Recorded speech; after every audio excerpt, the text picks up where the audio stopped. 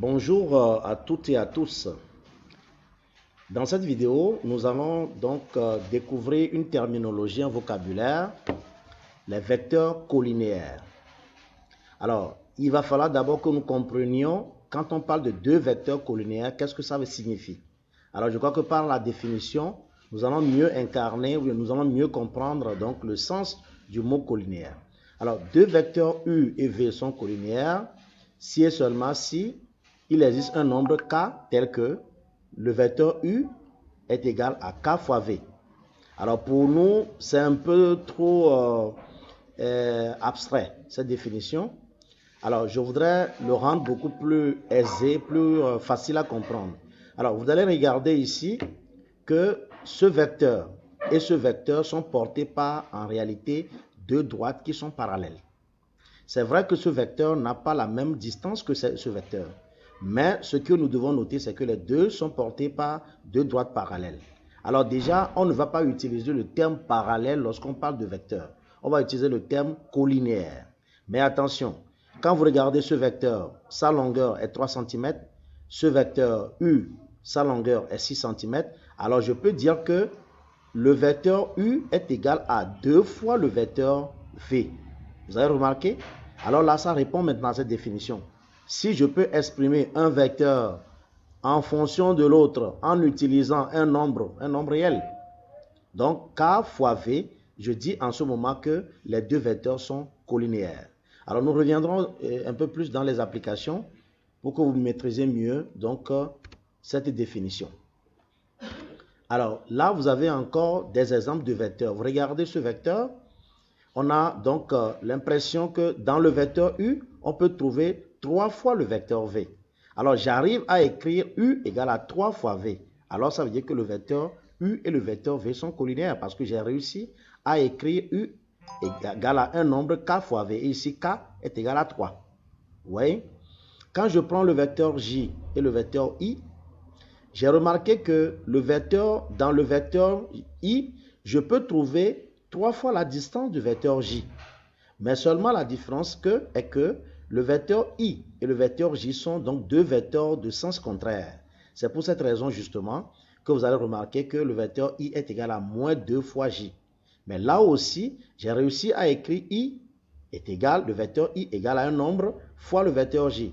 Alors ça montre simplement que le vecteur I et J sont des vecteurs colinéaires. Alors je reprends la définition que j'ai donnée au départ. Lorsque vous voyez deux vecteurs, quelle que soit leur longueur, que l'une des longueurs soit plus grande que l'autre, ou bien que l'un des vecteurs ait une longueur plus grande que l'autre, les deux sont colinéaires lorsque je peux exprimer l'un des vecteurs est égal à un réel k fois l'autre vecteur.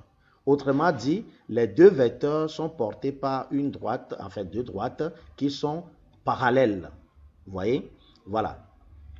Alors, nous allons maintenant voir une seconde formule pour montrer que deux vecteurs sont colinéaires.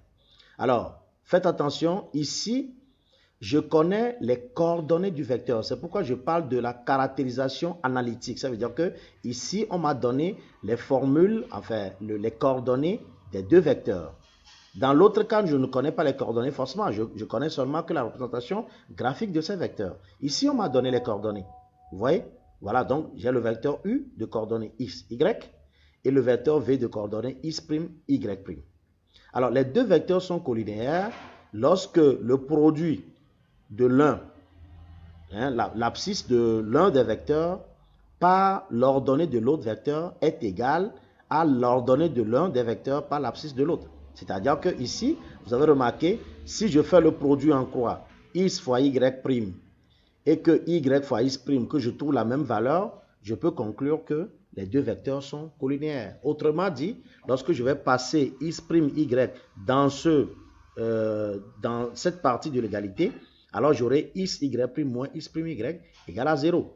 Je peux aussi montrer que les deux vecteurs sont colinéaires à partir donc de cette écriture. Vous voyez? Voilà. Donc, ce qui est simple, c'est que si je connais les coordonnées de deux vecteurs, faites simplement le produit en croix. vous multipliez l'abscisse d'un des vecteurs par l'ordonnée de l'autre vecteur pour voir si vous allez trouver le même nombre. Si vous trouvez le même nombre, on peut conclure que les deux vecteurs sont collinéaires. Alors, si vous ne trouvez pas le même nombre, donc naturellement, les deux vecteurs ne sont pas collinéaires. D'accord?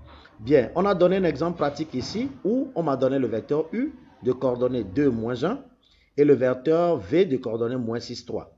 Et la question, elle est simple. Est-ce que ces deux vecteurs sont collinéaires? Alors, nous allons appliquer la règle. Oui. Alors, on va faire ici 2 multiplié par 3, ça fait 6. Oui, l'abscisse de l'un fois l'ordonnée de l'autre. Alors, je fais 2 multiplié par 3, ça fait 6, ça c'est la première règle. Et puis, je vais faire moins 1 multiplié par moins 6, ça donne ça aussi 6. Vous voyez que dans les deux cas, ça donne 6, 6. Alors, on peut dire que le vecteur U et le vecteur V sont collinéaires. Ou bien, je fais 2 multiplié par moins 6, moins 1 multiplié par 3, ça donne 0. 6 moins 6 égale à 0. Vous voyez? Donc, pour montrer que deux vecteurs sont collinéaires, c'est très facile. C'est très facile. Moi, je pense que la première règle, c'est encore plus simple. Vous pouvez utiliser aussi la deuxième règle. Dans ce cas ici, vous faites 2 multiplié par 3, moins, parce que c'est ce moins-là qui est là. Et donc, moins 1 multiplié par moins 6, quand vous faites le calcul, vous allez trouver 0. Donc, conclusion, les deux vecteurs U et V sont collinéaires. Voilà donc ce qui met fin donc à ce chapitre sur les vecteurs. En réalité, les vecteurs, c'est un chapitre très intéressant. Je vous invite à reprendre cet exercice et puis à parfaire, donc à mieux comprendre la notion pour d'autres utilisations antérieures. Merci et merci pour votre aimable attention.